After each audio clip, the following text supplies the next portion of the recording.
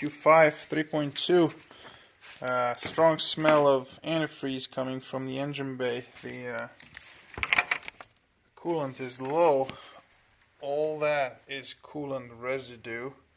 A lot of the coolant is under the intake manifold. Right there, that pink stuff. There's a puddle of that. And then I put a mirror down here because there's more stuff going on here. Next to the water pump, there's that, let's see if I can show you. There you go. Look at that crossover pipe. That's just crusty and it's coming apart. It's disintegrating. It's tight in here, but here you go.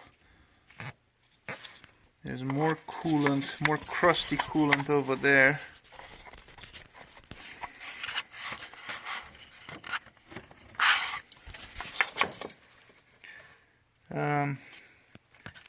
Yeah, actually, you could see from the top too. See that behind the belt? That's a plastic pipe that's just flaking off. It's coming apart right here. It's rubbing on the belt a little bit because it's warped.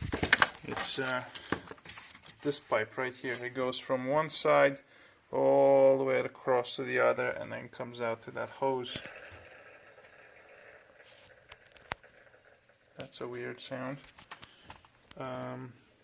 Anyway, the coolant under the manifold appears to be coming from the breather because it's all the way here, all the way in the back. You see that? All that is coolant, so this intake manifold has to come out. So this comes out. Fuel rails come out, everything has to come out to the bare block to replace that breather. While you are there, it would make sense to replace the thermostat, which is right there, that round looking thing. And in the front here, the coolant crossover pipe for sure, and it's possible that the water pump is also seeping a little bit. There's so much crud and so much coolant residue that is really hard to pinpoint exactly, you know, what leaked first. But there, that's the bottom of the water pump, and you see those droplets forming over there? That's not a good sign, which is why I'm thinking there, right there. That's at the bottom of the water pump.